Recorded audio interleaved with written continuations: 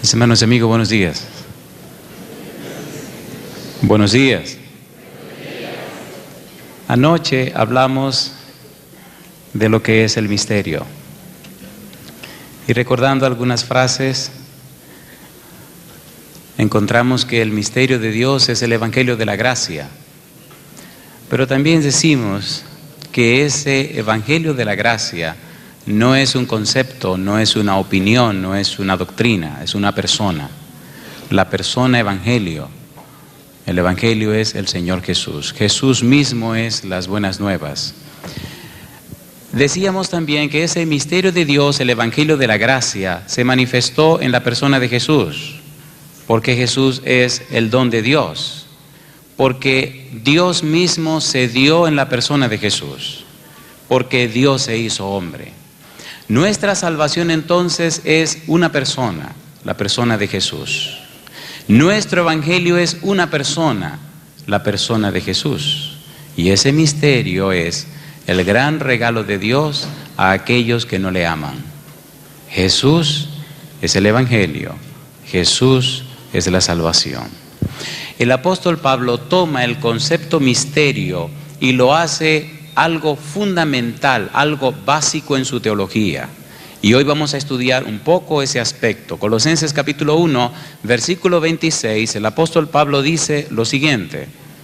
Colosenses capítulo 1, versículo 26. Dice el apóstol Pablo, Colosenses capítulo 1, versículo 26. El misterio que había estado oculto desde los siglos y edades, pero que ahora ha sido manifestado ¿a quiénes? A sus santos.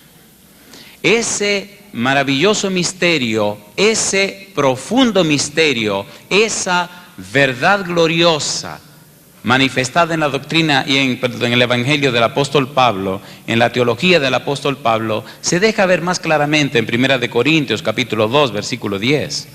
Vamos a hacer un recorrido por la Biblia para llegar al punto que el apóstol nos quiere presentar. 1 Corintios capítulo 2, versículo 10 dice él, pero Dios nos las reveló a nosotros por el Espíritu, porque el Espíritu todo lo escudriña, aún lo profundo de Dios. Y el apóstol dice, una mente carnal no puede entender estas cosas. Este misterio solo pueden entenderlos aquellos que se inician en su conocimiento.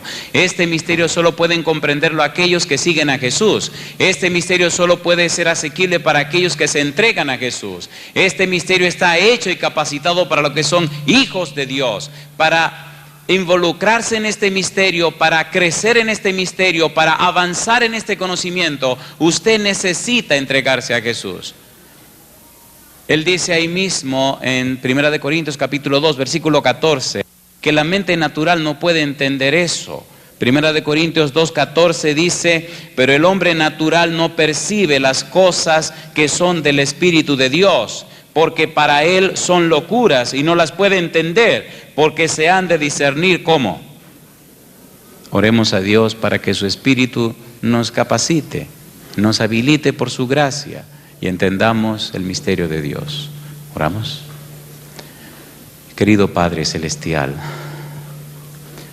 nuevamente venimos ante el trono de tu gracia, no por méritos propios. Venimos ante ti confiados en los méritos de Jesús. No venimos a reclamar ninguna promesa. Venimos a pedir perdón por nuestras faltas y pecados.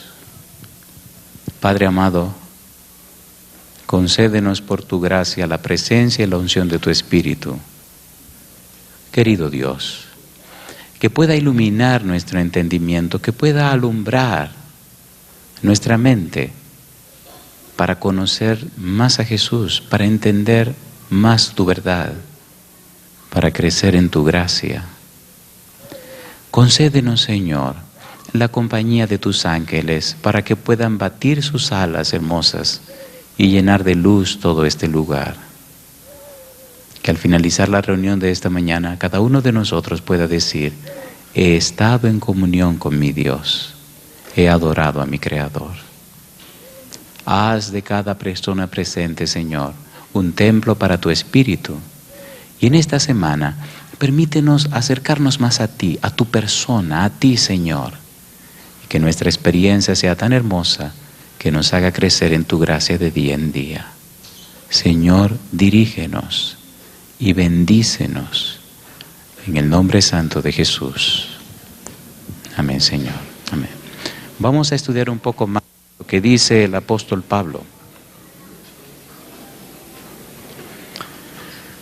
El apóstol Pablo dice que esta sabiduría oculta se torna en revelación comprensible por la operación del Espíritu Santo. Dios nos los ha revelado por el Espíritu Santo, 1 Corintios 2:10. En el libro de 1 Corintios capítulo 4, versículo 1, el apóstol Pablo escribió: así pues, téngannos los hombres por servidores de Cristo y administradores de ¿qué cosa?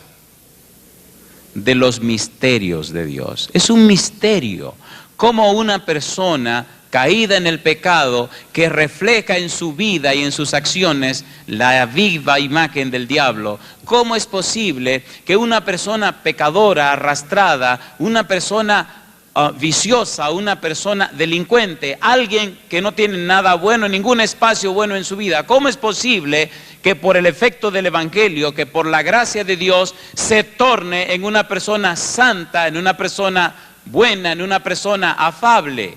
Eso es un misterio, pero gloria a Dios que su Espíritu revela esos misterios. En mi país, República Dominicana, en la parte norte, hay una asociación.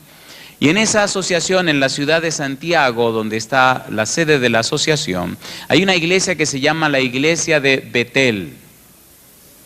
Fue mi primera experiencia distrital, el primer distrito en el cual trabajé. Y ocurrió un evento que siempre he llevado en mi corazón y que he dado a conocer en media parte de este mundo. Dando una campaña en la iglesia de Betel, cierta noche se apersonó, se hizo presente una dama que era conocida en el ambiente y era temida por las personas. Voy a decir su nombre. Ella se llama Bruna. Bruna tenía varios hijos. Pero esa noche, cansada de una vida de delincuencia, cansada de una vida corrupta, cansada de una vida de lo más bajo que usted puede imaginarse, decidió esa noche asistir a la conferencia, ir a la iglesia. Cuando Bruna llegó esa noche y se paró en la puerta para entrar, los diáconos y las diaconisas que la conocían, todos se desaparecieron de la puerta. Porque era cosa fácil para Bruna hacer un desorden donde quiera que fuera. No importa que fuera iglesia, no importa. Era su gozo hacer un desorden, desbaratar las cosas. Pero esa noche había algo diferente en Bruna. Ella quería encontrar algo nuevo, algo diferente. Estaba cansada de asaltar personas, estaba cansada de usar drogas, estaba cansada de vivir con hombres, estaba cansada de toda la basura de su vida. Y llegó a la iglesia de Betel, donde sus hijos iban. Y se paró en la puerta con un looking, con una vestimenta muy interesante. Yo no la voy a describir. Y pasó, encontró un espacio y se sentó. Yo estaba en el cuarto pastoral y alguien corrió y me dijo: pastor, tenga cuidado, llegó Bruna. Digo: excelente, llegó Bruna. Yo no sé de qué Bruna me están hablando. Digo: qué bien que llegó Bruna. Dicen: qué bien que llegó Bruna. Ya la comisión de oración está orando y pidiéndole a Dios que Bruna no desbarate hoy la conferencia. Dijo: bueno, vamos a orar a Dios también. Y empezamos a predicar. Bruna se sentó en la fila de mi derecha, eran 2 hileras de bancos, al final, en el último banco, cerca de la puerta. Recuerdo que en ese lado de la puerta ninguna diaconisa se colocó esa noche, se colocaron del otro lado. Esa parte se quedó vacía. Y me extrañaba que daban la vuelta para entrar por acá, para ir a acomodarse. Nadie pasaba por donde estaba Bruna. Terminamos de hablar esa noche. A la noche siguiente Bruna volvió. Fantástico. A la tercera noche regresó otra vez, pero notaba que a medida que Bruna regresaba, su vestimenta cambiaba. Ya vino con un vestido y vino hasta peinada. Y al salir esa noche me pregunta en la puerta: oiga, pastor, eso que usted dice, ¿usted lo cree de corazón? Y yo me sonreí. Le dije, sí, señora, yo lo creo de todo mi corazón. ¿Usted puede visitarme mañana en mi casa, en el Ensanche Bermúdez? Le dije, sí, Bruna, yo la puedo visitar. ¿A qué hora puedo ir? Cuando usted quiera, yo ahí estoy siempre. ¿Puedo ir en la mañana, Bruna? Mucho mejor. Llegué ese día en la mañana a la casa de Bruna y no había muebles, no había juego de comedor, no había nevera, refrigerador, porque todo estaba empeñado o había sido vendido para comprar drogas o para beber o para lo que fuere. Solo había una cama. Y cuando llegué me dice, venga, pase. Digo, ¿para dónde? A la habitación. Digo, Bruna, vamos a hablar aquí mejor, aquí afuera. Entonces vino uno de sus hijos y dice, pastor, no tenga temor, venga, que yo estoy aquí. Ah, pues cómo no.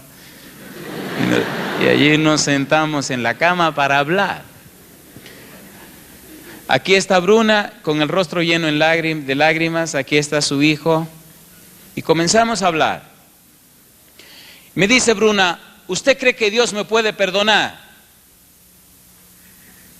Y le digo, bueno, me gustaría oír su historia para decirle sí o no.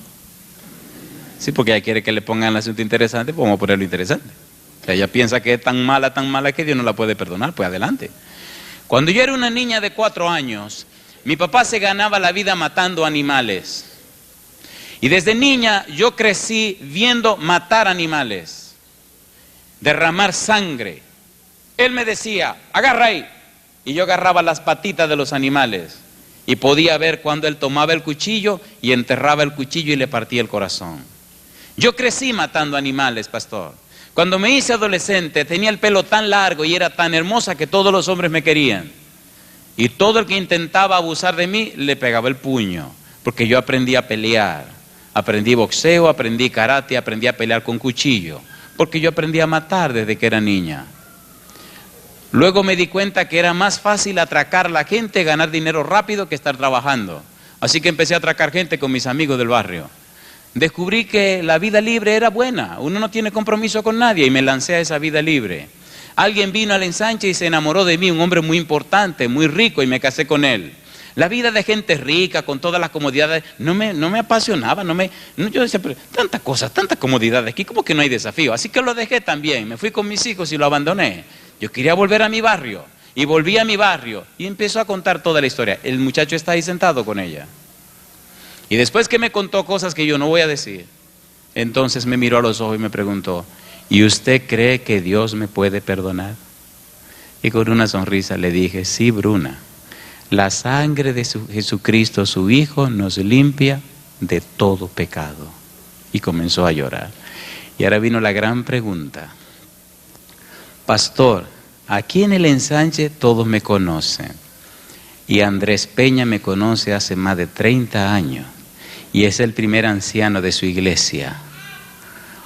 ¿Usted se atreve a bautizarme en la iglesia? Y ya yo sabía lo que significaba su pregunta. Si iba a haber una revolución con los ancianos de la iglesia, cuando le dijeran que Bruna se iba a bautizar. Y la miré y me sonreí otra vez. Y no sé si por ignorancia, o por falta de experiencia, o por qué razón le dije, yo la bautizo. Dice, pues ponga la fecha. Bueno, yo voy muy feliz a mi junta de iglesia y le digo, que no me dicen quién se va a bautizar. Y dice el primer anciano, ¿quién, pastor? Bruna. No, usted está bromeando. Sí, Bruna. Pastor, tenga mucho cuidado. Bruna se va a bautizar. Bueno, hay que ver dónde ella se va a bautizar. Digo, aquí. Hubo un silencio de muerte.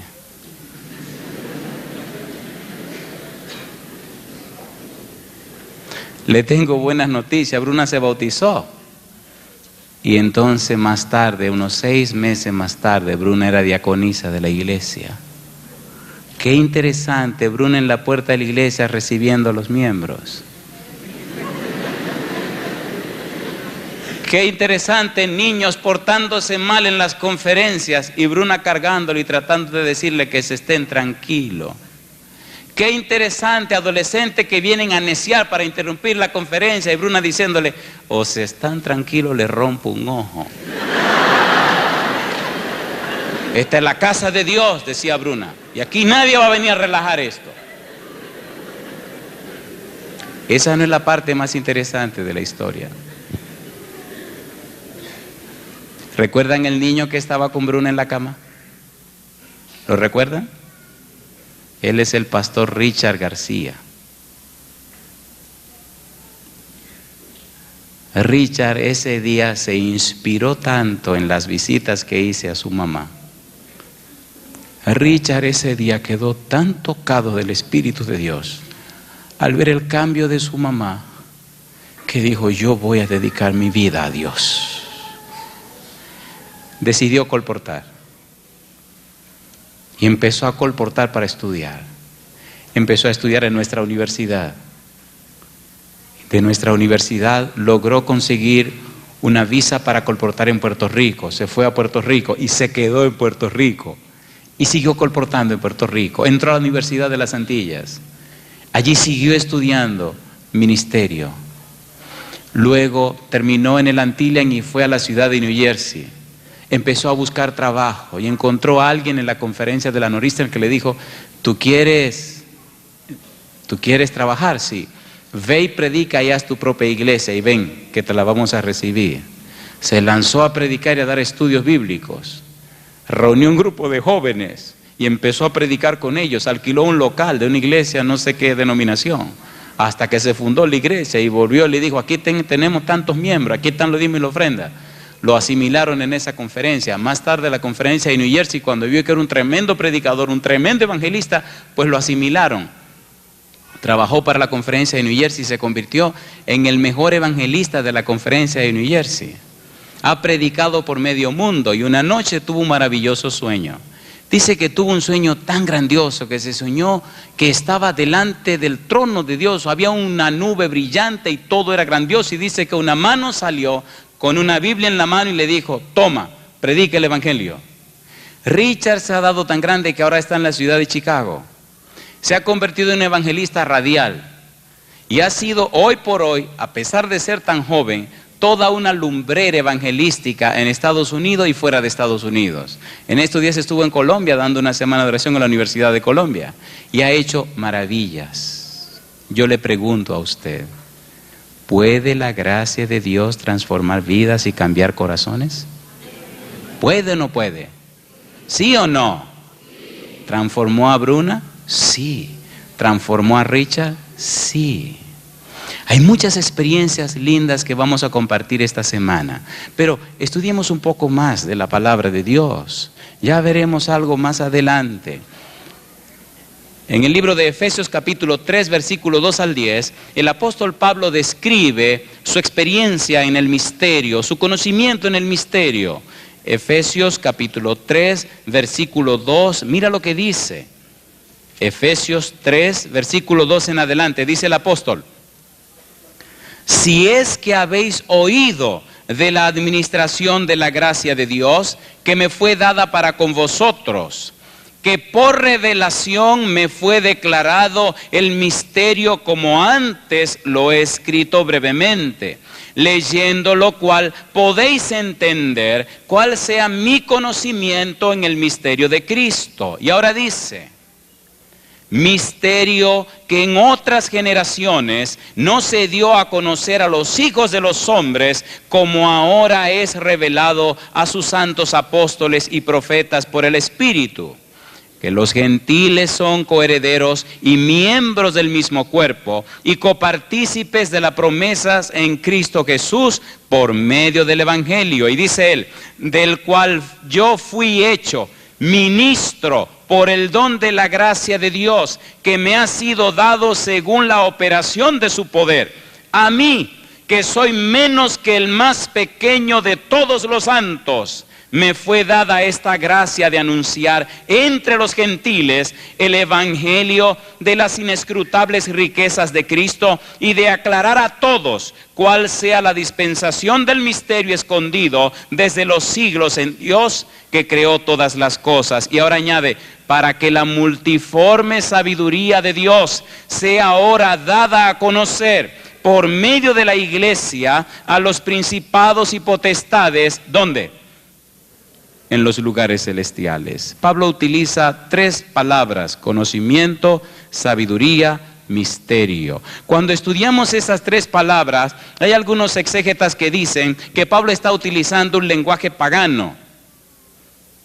que está utilizando palabras que usaban esas denominaciones o esos grupos oscuros, misteriosos, mistéricos. Pero eso no es cierto. Pablo toma esos conceptos del Antiguo Testamento, Job capítulo 12, versículo 13, Salmo 73, versículo 11, Salmo 111, versículo 10, Isaías 11, 2, Daniel capítulo 2, versículo 18 y 28, utiliza los mismos conceptos. Y en el comentario bíblico adventista, tomo 6, dice en la página 998, la superabundancia de la gracia de Dios había sido un misterio hasta su proclamación en la vida y muerte de Cristo, y su extensión y aplicación a los gentiles solo comenzaba a ser conocida ahora. Esta extensión y aplicación es el motivo principal de esta epístola del apóstol Pablo, el motivo principal de la epístola a los Efesios. Y ahora vamos a aterrizar esas teorías. El apóstol Pablo fue un erudito, fue un intelectual, fue un doctor de la ley, fue una persona pesada, tan pesada que el apóstol Pablo es quien más escribe en el Nuevo Testamento. Tan pesada que el apóstol Pablo define, describe y explica el maravilloso evangelio de la gracia de Dios. Tan pesado fue Pablo que todavía lo estamos estudiando. Tan pesado fue Pablo que todavía hay que hacer exámenes de lo que él escribió. Y hay personas haciendo doctorados en las cosas que él escribió. Miren si era pesado.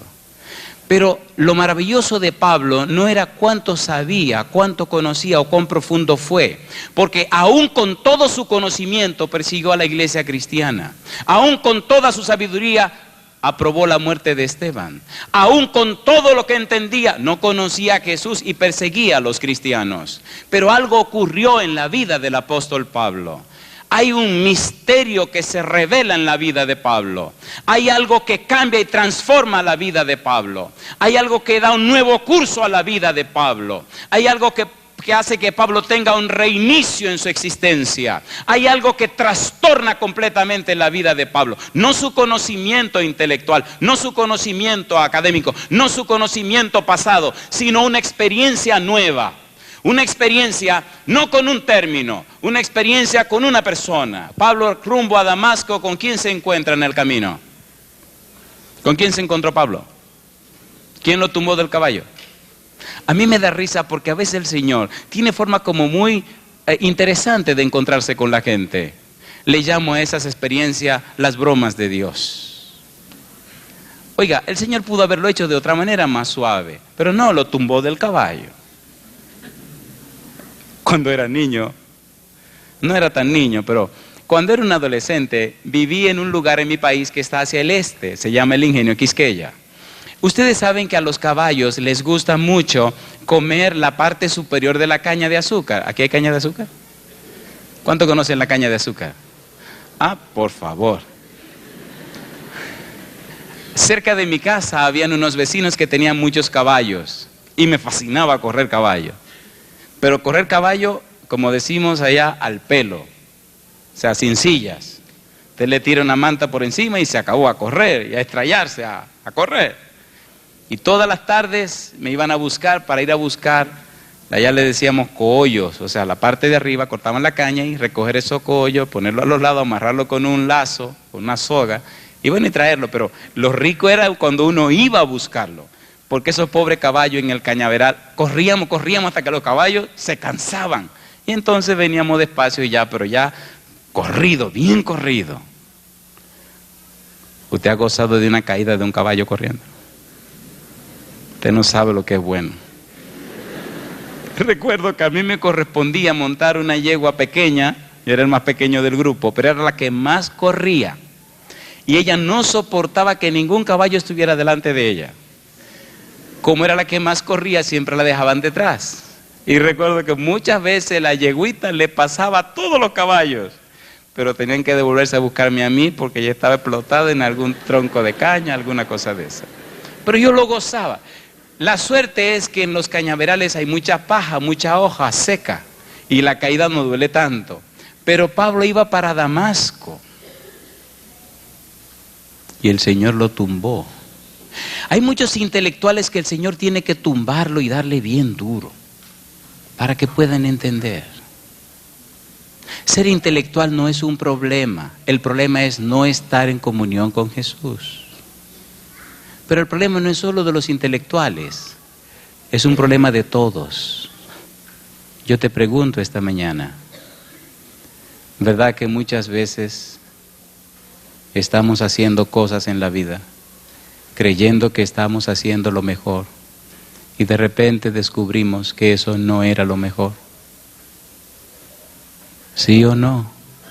Cuando Pablo se encontró con Jesús y Jesús le preguntó: Saulo, Saulo, ¿por qué me persigues? ¿Sabía Pablo quién le estaba hablando? ¿Conocía Pablo a Jesús? ¿Había tenido Pablo una experiencia con Jesús? Pero no era un doctor de la ley, no era un maestro de Israel, no había sido educado a los pies de Gamaliel, no era un intelectual, pero no conocía a Jesús. No importa cuántos títulos tú tengas, ni cuántos años tenga en la iglesia. Pablo tenía en la iglesia toda su vida. Si tú todavía no conoces a Jesús, todo lo que sabes y todo lo que tienes da cero. Esto me recuerda a un muchacho muy enamorado que llegó donde su profesor y le preguntó: me acabo de enamorar y me quiero casar con esa muchacha. Excelente. ¿Y cómo es la muchacha? Es preciosa. Puso en la pizarra un 0. ¿Y qué más tiene? Tiene el pelo largo, precioso. Y le plantó otro 0. Y empezó el muchacho a preocuparse. Dice: tiene un cuerpo maravilloso. Y le plantó otro 0. Y ya no sabía qué decir. Tiene una dentadura preciosa, cuando se ríe inspira. Otro 0. Es bien alta y esbelta y así. Y le puso otro 0. Y inquieto el muchacho, ya no sabía qué decir. El maestro le dice: ¿y qué más? Es inteligente. El otro 0.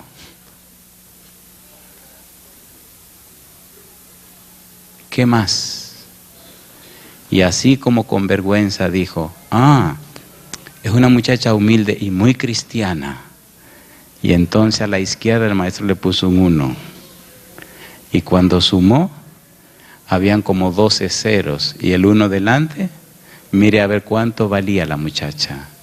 Todo lo que tienes sin Cristo es 0. Pero si todo lo que tienes lo colocas al lado de Cristo, tendrás algo maravilloso. Hay una palabra que es clave para nosotros esta mañana, y la voy a definir y la voy a describir. La palabra clave es praxis. ¿Cuál es la palabra clave? Praxis. Cuando el Señor Jesús le dijo a Pablo: yo soy Jesús a quien tú persigues, Pablo no discutió con Jesús. Pablo no argumentó con Jesús. Pablo no empezó una polémica teológica. Pablo hizo una pregunta. ¿Cuál fue la pregunta? ¿Cuál fue la pregunta? Señor, ¿qué quieres que haga? ¿Por qué Pablo solo hizo una pregunta? Porque Pablo estaba equivocado y reconoció su equivocación.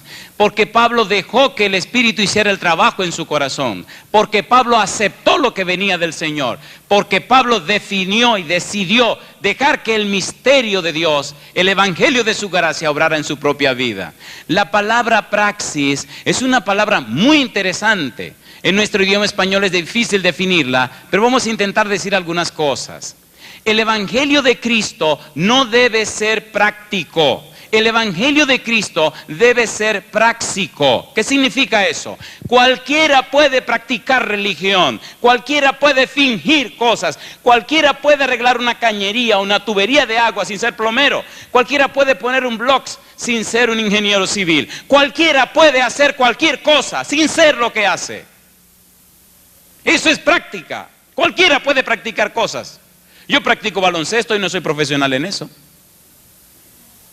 Usted puede practicar jardinería sin ser agrónomo. Usted puede ser religioso sin ser cristiano. Pablo se convirtió en un cristiano práctico y no práctico. La praxis es una acción que lleva su fin en sí misma y que no produce ningún objeto ajeno a su propia naturaleza. ¿Cómo se explica esto?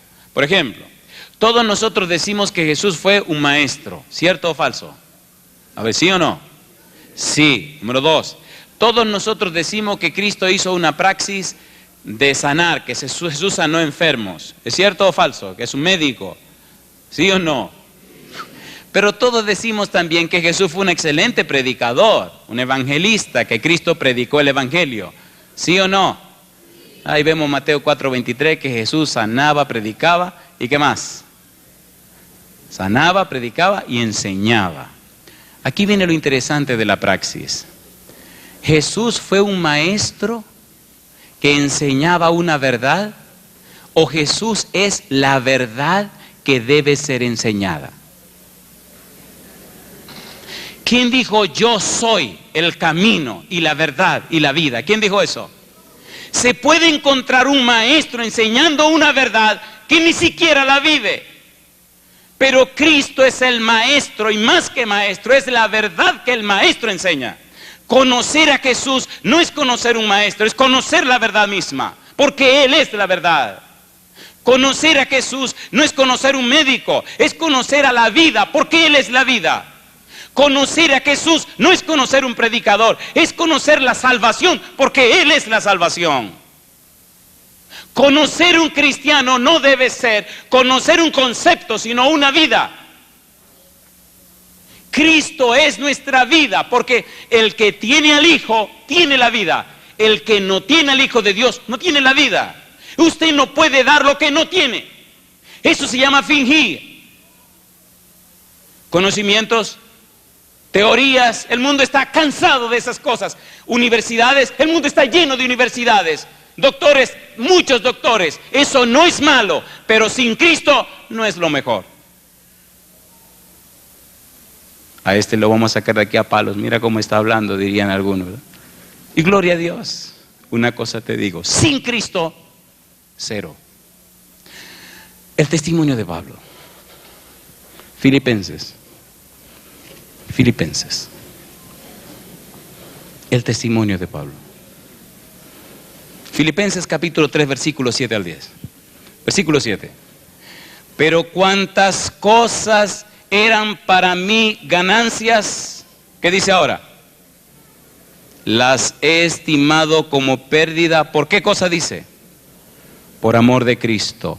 Y ciertamente aún estimo todas las cosas como pérdida por la excelencia del conocimiento de Cristo Jesús, mi Señor, por amor del cual lo he perdido todo y lo tengo por, ¿qué cosa dice? Basura, para ganar a Cristo. Y dice en el versículo 17, hermanos, ¿qué cosa? Sed imitadores de mí. Yo le pregunto, ¿era Pablo un intelectual práctico o un intelectual práctico? ¿La primera o la segunda? ¿Vivía Pablo lo que enseñaba? Primera de Corintios capítulo 11, versículo 1. Primera de Corintios capítulo 11, versículo 1. Dice el verso 1, ¿qué cosa? Sed imitadores de mí, como dice el apóstol, así como ¿quién? Como yo de Cristo. Primera de Corintios capítulo 4 versículo 16. Dice el verso 16, por tanto, ¿qué cosa dice? Os ruego que me imitéis, hagan como yo hice, acérquense a Jesús, relaciónense con Él, llénense de su presencia para que su espíritu transforme su vida. Para cuando ustedes se paren delante de los demás, delante de sus alumnos, o delante de sus compañeros, o delante de los miembros de su iglesia, o delante de su familia, o delante de su esposa, o delante de sus hijos, o delante de la sociedad, ellos puedan percibir en ustedes la belleza, la fragancia, la ternura, el perfume, la vida de Cristo. Porque si eso no ocurre, ustedes no tienen sentido de vivir. Mi pregunta, ¿qué es lo que convence al mundo? ¿No es la persona de Jesús? ¿Sí o no? ¿Sí o no? Colosenses, capítulo 1, versículos 24 al 29. Colosenses, capítulo 1, versículo 24 al 29. Dice Colosenses, capítulo 1, versículo 24. Ahora me gozo en lo que padezco por vosotros, y cumplo en mi carne lo que falta de las aflicciones de Cristo por su cuerpo, que es la iglesia, de la cual fui hecho ministro, según la administración de Dios que me fue dada para con vosotros, para que anuncie cumplidamente la palabra de Dios, el misterio que había estado oculto desde los siglos y edades, pero que ahora ha sido manifestado a sus santos, a quienes Dios quiso dar a conocer las riquezas de la gloria de este misterio entre los gentiles, que es, ¿qué cosa dice? Cristo en vosotros, ¿qué cosa? La esperanza de gloria. Y él sigue diciendo, a quien anunciamos, amonestando a todo hombre y enseñando a todo hombre en toda sabiduría, a fin de presentar perfecto en Cristo Jesús a todo hombre, para lo cual también trabajo, luchando según la potencia de Él, la cual actúa poderosamente en mí. Yo pregunto esta mañana, ¿te gustaría a ti tener una experiencia tan real, tan personal, tan íntima con Cristo, que cuando tú hagas las cosas sea sencillamente Cristo haciéndola en ti? ¿Te gustaría esa experiencia? ¿A cuánto le gustaría esa experiencia?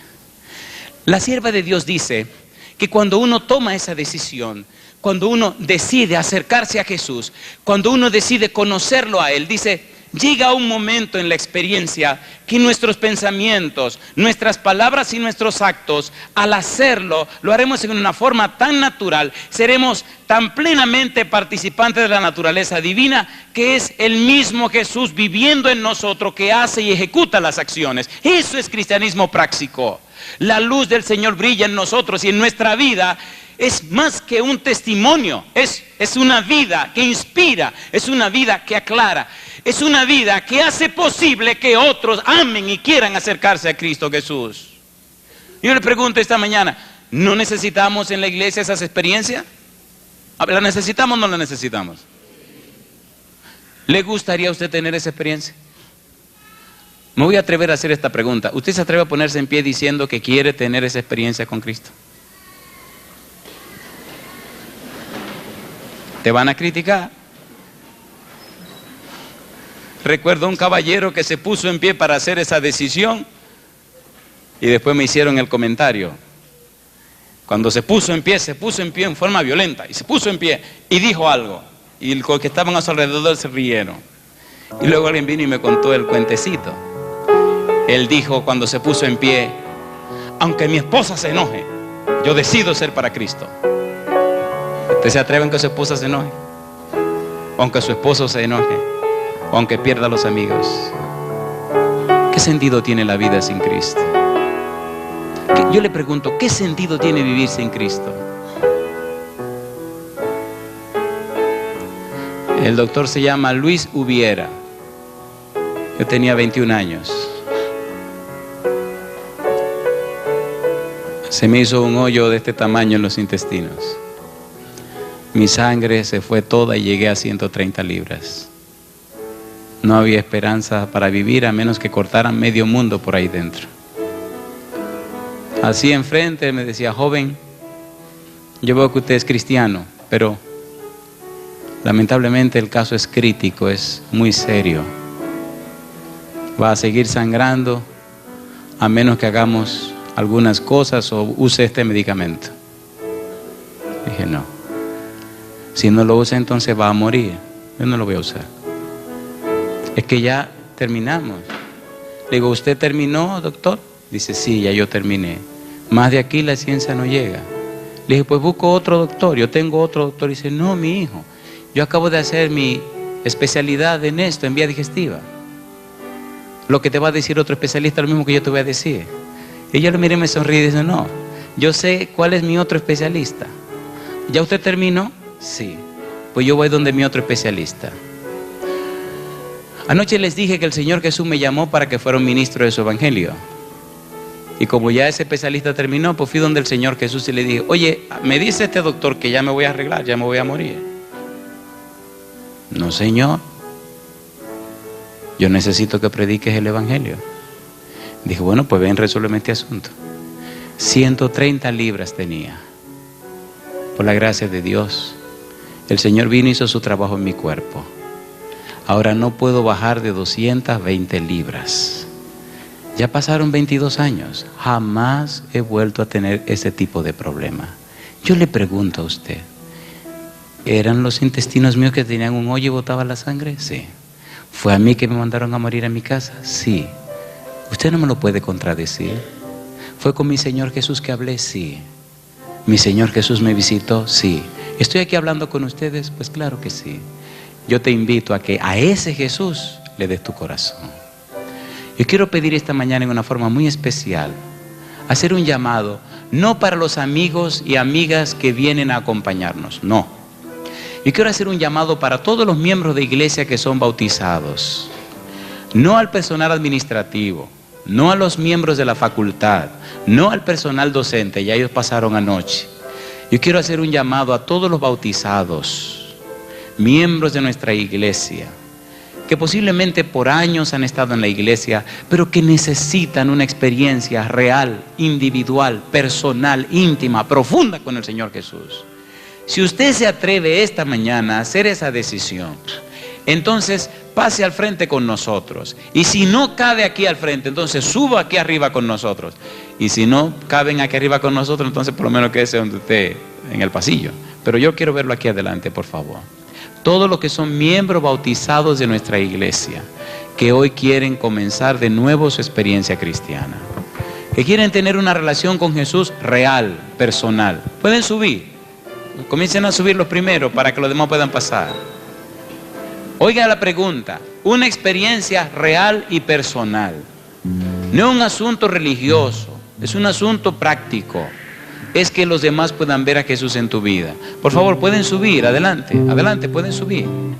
¿Hay miedo? ¿No se puede subir aquí? ¿No se puede subir aquí? Adelante, que suban por allá, vamos a subirlo aquí. Adelante. Adelante, adelante. Veo que tiene miedo de subir aquí, pastor, hay problema aquí arriba. Así. ¿Se puede caer esto? Adelante, adelante. Adelante. Adelante.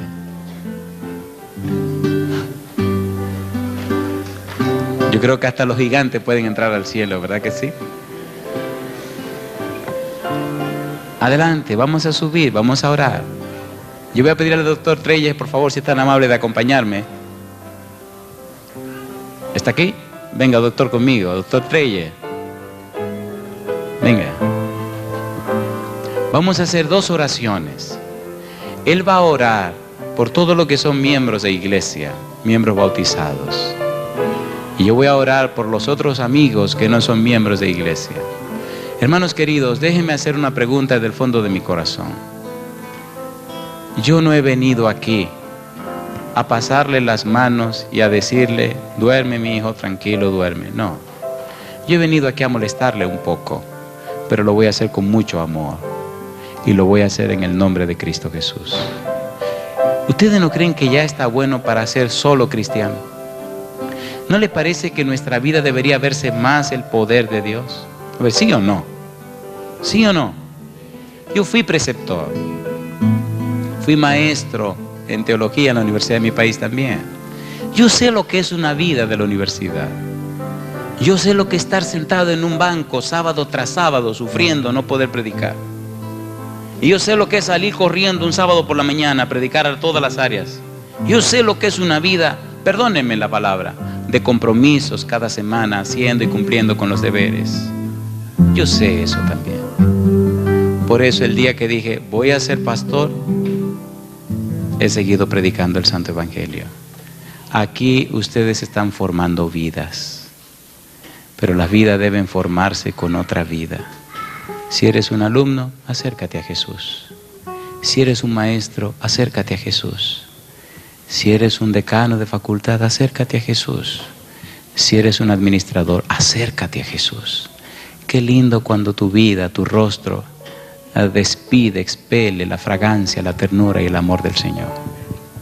Querido Dios, queremos presentar delante de ti a estos amigos y amigas que han venido para escuchar tu palabra. Haz posible, Señor, que tu Espíritu bendito more en sus corazones desde ahora y para siempre. Que ellos puedan tener un encuentro real, personal con el Señor Jesús. Que alcancen perdón para sus pecados, salvación y vida eterna. Como ministro del Evangelio, Padre amado, los pongo en tus manos santas. Cuídalos, acompáñalos, bendícelos, protégelos.